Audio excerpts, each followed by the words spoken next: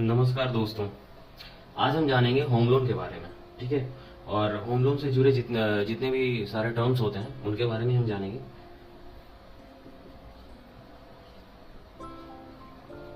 Home loan. ठीक है। Home loan में क्या क्या होता है? पर्टिकुलर अमाउंट होता है, लेट से एल। दूसरा होता है इंटरेस्ट रेट। ठीक है। तीसरा होता है टेन्योर। ओके। इसके अलावा ईएमआई होता है, लेट से ई। ओके। तो मान लो कि एक होम लोन आपने लिया 20 लाख का, 8% सालाना ब्याज दर। याद रखना, क्योंकि जब भी बैंक बताती है तो 8% का लेट से एनुअल इंटरेस्ट रेट बताती है। ठीक है। और एन ईयर बताती है कि लेट से पर्टिकुलर 20 साल के लिए आपने लोन लिया। ठीक है। उसका एक इक्वेटेड मंथली इंस्टॉलमेंट निकल के आता है, ईएमआई जिसको बोलते हैं, जो कि हर एक महीने आप बैंक को एक पर्टिकुलर पैसा देते हो अपना लोन चुकाने के लिए। ठीक है। इक्वेटेड मंथली इंस्टॉलमेंट जो ईएमआई होता है, जस्ट उसके भी दो पार्ट होते हैं। एक होता है प्रिंसिपल, दूसरा होता है इंटरेस्ट।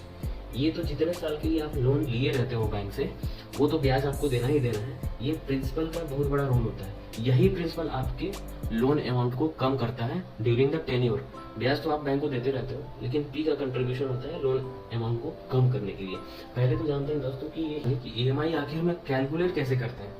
तो ईएमआई का फॉर्मूला होता है, ईएमआई बोले तो इक्वेटेड मंथली इंस्टॉलमेंट। इसका एक फॉर्मूला होता है, जितना हमने लोन अमाउंट लिया हुआ है उसको मल्टीप्लाई करेंगे आर से, स्मॉल आर, ध्यान रखना, कैपिटल आर नहीं है, स्मॉल आर। इसको कैसे कैलकुलेट करते हैं वो अभी आगे जानेंगे। Into bracket 1 plus r to the power n. यहाँ भी देखने की बात है कि ये स्मॉल एन है, कैपिटल एन नहीं है। इसके बारे में भी हम जानेंगे। 1 plus r to the power n -1। तो यहाँ पे दो नए टर्म दिख रहा है, small r and small n. Capital L तो आपको पता है कि वो लोन अमाउंट है, स्मॉल आर है क्या? तो ये क्या है, मैंने पहले बताया था कि आर जो होता है वो एनुअल इंटरेस्ट रेट होता है। लेकिन हम बात किसकी कर रहे हैं? इक्वेटेड मंथली इंस्टॉलमेंट, जो कि हमें महीने पे करना है। तो इन दोनों टर्म्स को भी हम कहीं ना कहीं मंथ से रिलेट करेंगे। तो एनुअल इंटरेस्ट रेट को हम मंथली इंटरेस्ट रेट में कन्वर्ट करेंगे, और इस पर्टिकुलर ईयर को हम मंथ में कन्वर्ट करेंगे। वही ये चीज़ है। ठीक है। तो स्मॉल आर क्या हो जाएगा? R by 12 into 100। ओके। और स्मॉल एन निकल के आएगा एन इंटू 12।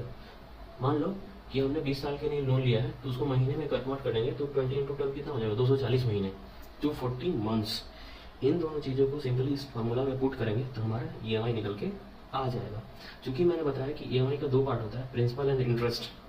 तो पहले महीने हमको कितना ब्याज देना पड़ेगा और उस ईएमआई पे कितना प्रिंसिपल निकल के आएगा, जो कि हमारे लोन अमाउंट को उतना कम करेगा हमारे सेकेंड मंथ के लिए, वो भी निकालेंगे। तो पहले महीने के लिए हमारा ब्याज कितना आएगा? लेट से I1, वो जो हमने पर्टिकुलर लोन लिया है ना, उसको स्मॉल आर से मल्टीप्लाई कर देंगे। ठीक है। ये बेसिकली PRT/100 हम नहीं निकालते थे, साधारण ब्याज, सिंपल इंटरेस्ट। ठीक है। वही ये फॉर्मूला है। P यहाँ पे 1 हो गया, आर को हमने कैपिटल आर को मंथ में कन्वर्ट किया हुआ। ठीक है। तो L इंटू आर कर देंगे तो पहले महीने हमारा ब्याज कितना आएगा वो निकल के आ जाएगा। और इस चीज़ को जब हम पहले महीने के लिए P1 निकालेंगे प्रिंसिपल, वो सिंपली हमारा चूंकि EMI का फिक्स है ना, E माइनस I1 कर देंगे। यही पहले मंथ का जो प्रिंसिपल है बताएगा कि पहले महीने ब्याज और प्रिंसिपल हम कंट्रीब्यूट करके कितना अमाउंट ऑफ लोन हमारे पास बचा हुआ है। ठीक है। वो कैसे? L1, पहले महीने पे हमारा लोन कितना बचा हुआ है? L minus P1। क्योंकि मैंने बताया था कि प्रिंसिपल ही एक ऐसा टर्म है जो कि आपको आपके लोन अमाउंट को कम करेगा। ऐसे ही दूसरे महीने के लिए भी हम निकालेंगे। ठीक है। तो पहले महीने के लास्ट में ब्याज और ये प्रिंसिपल पे करने के बाद हमारे पास L1 बचा था। L1 क्या था? L माइनस P1, पहले महीने का प्रिंसिपल। तो सेकेंड मंथ के लिए अब हम क्या निकालेंगे? कितना ब्याज देना पड़ेगा? ये लेट से I2, ये निकल के आएगा पहले महीने का जो जितना लोन अमाउंट बचा है ना, उस चीज को मल्टीप्लाई करेंगे स्मॉल आर। स्मॉल आर तो पता है मैंने कैसे निकाला था। ठीक है। तो उस स्मॉल आर से मल्टीप्लाई कर देंगे तो दूसरे महीने में हमको कितना ब्याज देना पड़ेगा वो निकल के आएगा। और दूसरे महीने के लिए प्रिंसिपल कितना बनेगा फिर? PT इक्वल टू, जबकि मैंने बताया कि EMI हमारा फिक्स होता है, तो E माइनस I2, ये दूसरे महीने का प्रिंसिपल है। अब ये प्रिंसिपल कंट्रीब्यूट करेगा L1 को कम करने के लिए। तो दूसरे महीने पे ये सब करने के बाद हमारे दूसरे महीने का कितना लोन बचा? ये होगा L1 माइनस P2। ऐसे ही थर्ड ईयर, फोर्थ ईयर और लास्ट, जैसे 20 साल के लिए लोन लिया है तो 240 मंथ्स में 240 मंथ्स तक ऐसे ही हम चेन सिस्टम लगा के ईएमआई पे कितना प्रिंसिपल हमारा कंट्रीब्यूट हो रहा है और कितना ब्याज हम दे रहे हैं ऐसे हम कैलकुलेट कर सकते हैं। अच्छे से आपका लोन अमाउंट जल्दी जल्दी कंप्लीट हो, इसी के लिए आता है कॉन्सेप्ट ऑफ प्री पेमेंट। ठीक है, प्री पेमेंट ऐसी चीज़ है, कुछ एडिशनल पैसा आप मंथ के लास्ट में या फिर साल के लास्ट में पे करके उसका 100% कंट्रीब्यूशन आपके लोन के अमाउंट को कम करने में जाएगा। ठीक है, लेट से आपने साल के महीने में 1 लाख जमा कर दिया, जो आपने 1 लाख प्री पेमेंट किया है वो पूरा का पूरा 100% आपने जो लोन लिया है उसको कम करने के लिए जाएगा। ठीक है, वो कहीं पर डिस्ट्रीब्यूट नहीं होगा। ठीक है, ईएमआई तो डिस्ट्रीब्यूट हो जाता है लेकिन प्री पेमेंट आपका डिस्ट्रीब्यूट नहीं होगा। उस चीज़ से क्या होगा, अगर आपके लोन में एक सिग्निफिकेंट गिरावट देखने को आई है तो आपका जो टेनोर है वो भी कम होगा और जो आपका टोटल जो ब्याज बन के निकल के आता है उसमें लगभग 10-12 लाख का फर्क होगा। ठीक है, जैसे कि आपने 20 लाख का लोन 20 साल के लिए लिया है तो 20 साल वो 15 साल में कन्वर्ट होगा या फिर 12 साल में कन्वर्ट होगा बिकॉज ऑफ आपका कॉन्सेप्ट ऑफ प्री पेमेंट। ठीक है, चलिए दोस्तों, हमने अभी होम लोन के पैरामीटर्स के बारे में जाना था कि पर्टिकुलर लोन अमाउंट क्या होता है, इंटरेस्ट रेट क्या होता है, टेन्योर क्या होता है, उस पर ईएमआई हम कैसे कैलकुलेट कर सकते हैं, उसके फार्मूला के बारे में हमने जाना।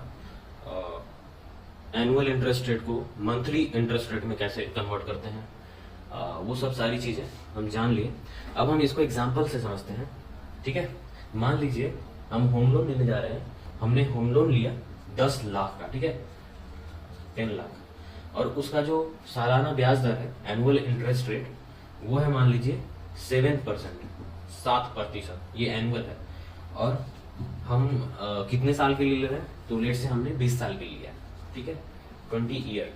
पहले तो हम ईएमआई का फॉर्मूला इसके बाद जस्ट लिख देते हैं। ठीक है, ईएमआई का फॉर्मूला क्या होता है, मैंने अभी भी बताया था कि ये होता है लोन अमाउंट को मल्टीप्लाई कर देंगे स्मॉल आर से, फिर इस चीज को मल्टीप्लाई करके एक ब्रैकेट देंगे 1 + r to the power n। Okay, फिर divide by 1 + r to the power n - 1। तो दोस्तों हमने अभी इस फॉर्मूले में वही बात है ना, हमें स्मॉल r और स्मॉल n ये कैलकुलेट करना है इस capital R and capital N से। तो स्मॉल r को पहले कैलकुलेट करते हैं। स्मॉल r मैंने क्या बोला था, r/12 × 100। तो ये क्या हो जाएगा, r कितना है 7% है, तो बाई 12 × 100 करेंगे, ये कैलकुलेट होकर कितना आएगा, ये समथिंग हो जाएगा 0.005833। ओके, ये हमारा मंथली इंटरेस्ट रेट निकल के आ गया। दोस्तों हमने ये स्मॉल r तो कैलकुलेट कर लिया जो कि मंथली इंटरेस्ट रेट है। अभी हम स्मॉल n कैलकुलेट करेंगे। ये दिख रहा है ना स्मॉल n, स्मॉल n क्या है, वो मंथ है। अभी जो हमारा यहाँ पे ईयर दिया गया है 20 ईयर्स, इसको हम मंथ में कन्वर्ट करेंगे, जो कि ईयर को हम इंटू 12 कर देंगे। ठीक है, जैसे 20 साल है उसको 12 से मल्टीप्लाई कर देंगे तो ये 240 मंथ निकल के आया। ठीक है, अब इन सारी चीज़ों को इस फॉर्मूले में पुट करेंगे तो हमारा ईएमआई निकल के आ जाएगा। इससे E = कितना हो गया, 10 लाख है ना, तो 10 पे कितना शून्य रहेगा, इतना इंटू, भाई साहब बहुत ज़्यादा एरिया ले रहा है ये, इंटू 1 + 0.005833 इसके पावर 240 divide by 1 + 0.005833 to the power 240 - 1। तो दोस्तों ये लगभग आएगा हमारा 7755 रुपीज। तो 10 लाख के लोन पे जिसका 7% सालाना ब्याज दर है, जो लोन अमाउंट हम 20 साल के ले रहे हैं, उसका ईएमआई कितना आएगा 7755, 7755 रुपीज। ठीक है, अब इसके बाद हम समझेंगे कि ये 7755 हमने 20 साल के लिए है, यानी उसको दूसरे शब्दों में बोल सकते हैं 240 महीने के लिए है। तो हर एक महीने ये ईएमआई कितने ब्याज और कितने प्रिंसिपल में कंट्रीब्यूट होगा, डिवाइड होगा, और उसका प्रिंसिपल कैसे हमारे लोन अमाउंट को पर मंथ कम करेगा, वो सब अभी हमें इसके बाद जानेंगे। तो दोस्तों अभी हमने क्या देखा कि हमारा EMI कितना निकल गया, 7,755 रुपया। ठीक है, अब चूंकि हम जानते हैं E इक्वल टू क्या होता है, प्रिंसिपल प्लस इंटरेस्ट। EMI के दो पार्ट होते हैं दोस्तों, प्रिंसिपल और इंटरेस्ट। ठीक है, तो हम क्या कैलकुलेट करेंगे, इंटरेस्ट। अभी फिलहाल पहले महीने के लिए मान लेते हैं कि I1 जो पहले महीने का हमारा ब्याज कितना होगा, वो होगा 10 लाख इंटू 0.005833। तो दोस्तों ये कितना निकल के आएगा, ये समथिंग निकल के आएगा 5833 रुपीज। हम पहले मंथ कितना ब्याज देंगे बैंक को, 5,833 रुपए। ठीक है, 5,833 रुपीज हम पहले मंथ में बैंक को ब्याज देंगे। अब ये हमारा I1 निकल गया, तो P1 कैसे निकलेगा, जो कि हम जानते हैं कि इन दोनों पार्ट को, प्रिंसिपल एंड इंटरेस्ट को जोड़ेंगे तो EMI निकल के आता है। तो EMI मेरा कितना था, 7755 माइनस 5833, ये कितना निकल के आ जाएगा, ये समथिंग आएगा दोस्तों 1922 रुपीज। और मैंने बताया था ये जो दिख रहा है ना प्रिंसिपल, यही हमारे लोन के अमाउंट को कम करता है। तो पहले महीने इंटरेस्ट और ब्याज पहले महीने इंटरेस्ट एंड प्रिंसिपल भरने के बाद हमारे पास कितना लोन की शेष मात्रा बच जाएगी, इतनी। ठीक है, 10 लाख में से हम 1922 करेंगे तो ये कितना आएगा,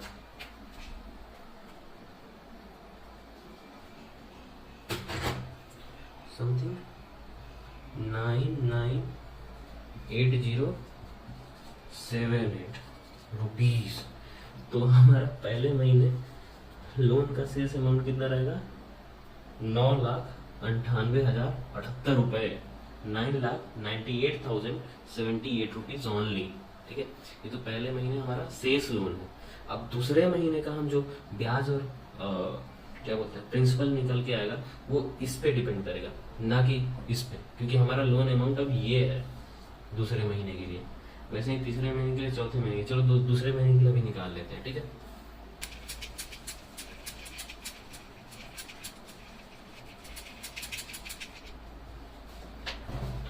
तो पहले महीने के लिए हमारा लोन अमाउंट जो बचा था प्रिंसिपल भरने के बाद, वो कितना बचा था, 9,98,078 रुपया। ठीक है, अब देखते हैं, अब इस पे हम निकालेंगे दूसरे मंथ के लिए हमारा ब्याज और प्रिंसिपल कितना होगा। ठीक है, लेट्स से I2, तो ये जो दिख रहा है ना 9,98,078 इंटू छोटा वाला r कितना था हमारा 0.005833, ये कितना निकल के आ जाएगा 5822। ध्यान रखिएगा दोस्तों, पहले हमारा ब्याज कितना था पहले महीने में 5833, अभी ये घट के कितना हो गया 5822। ये क्यों घटा, क्योंकि हमारा लोन अमाउंट धीरे धीरे घट रहा है। किसकी वजह से घट रहा है, वो प्रिंसिपल की वजह से घट रहा है। तो इसमें हमारा P2 क्या हो जाएगा, E माइनस I2। देखिए दोस्तों, EMI हमारा हर एक महीने फिक्स होता है। ठीक है, इसमें चेंज नहीं होना, चेंज होगा हमारा प्रिंसिपल और ब्याज। ठीक है, तो मेरा P2 कितना आ जाएगा, ये कितना था भाई, हाँ 7755 माइनस 5822, कितना आ जाएगा अभी प्रिंसिपल 1933। ध्यान रखिएगा दोस्तों, पिछले बार हमारा प्रिंसिपल कितना था 1922, ये 1933, वो 1,922 रुपए थे, ये 1,933 रुपए है। तो दोस्तों अभी तक हमारा दूसरे महीने का प्रिंसिपल कैलकुलेट होके आ गया है। तो जब प्रिंसिपल हमने कैलकुलेट कर लिया है, तो दूसरे महीने तक कितना हमारा लोन अमाउंट बचा हुआ है वो भी कैलकुलेट कर लेते हैं।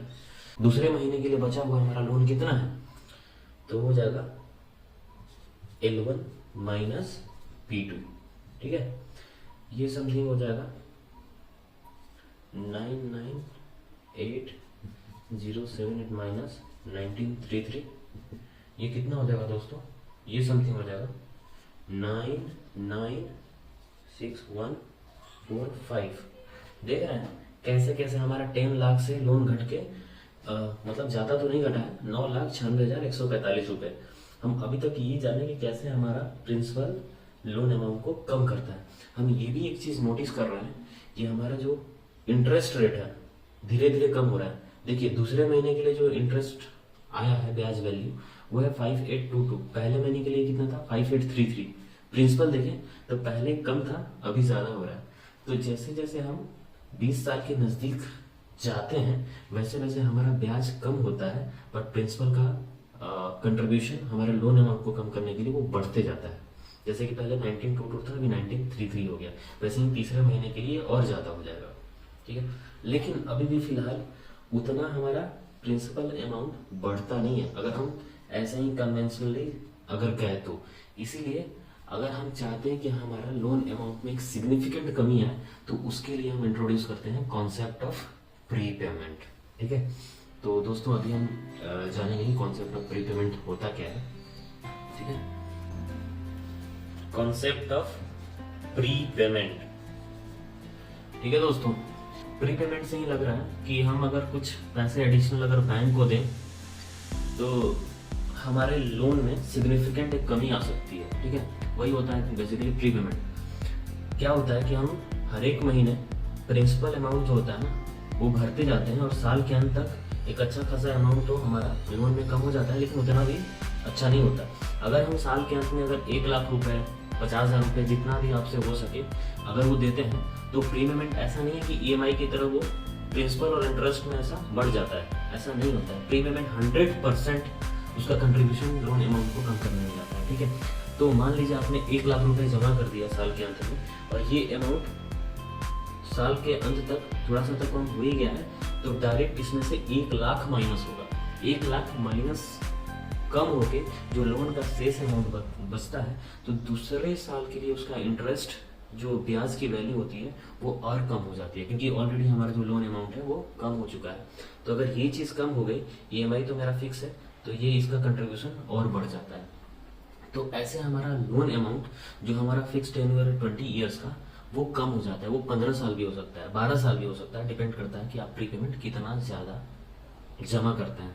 कुछ कुछ बैंकों में तो इसकी लिमिटेशंस भी होती है, शायद आप पता कर लीजिएगा। अगर उससे ज़्यादा आपने अगर प्रीपेमेंट किया तो आप पे प्रीपेमेंट पेनल्टी भी लग सकती है। तो इन चीज़ों को आप ध्यान में रख सकते हैं। ठीक है, तो हम प्रीपेमेंट से अपना टेन्योर भी कम कर सकते हैं और जितना देर तक अगर हम लोन अमाउंट को खींचेंगे उतना ज़्यादा ब्याज भरना पड़ सकता है हमको। ठीक है, तो वो भी हमारा एक, उसमें भी अब हम कमी देख सकते हैं। तो ऐसे करके हम एक एफिशिएंट तरीके से हम लोन भर सकते हैं by using concept of prepayment.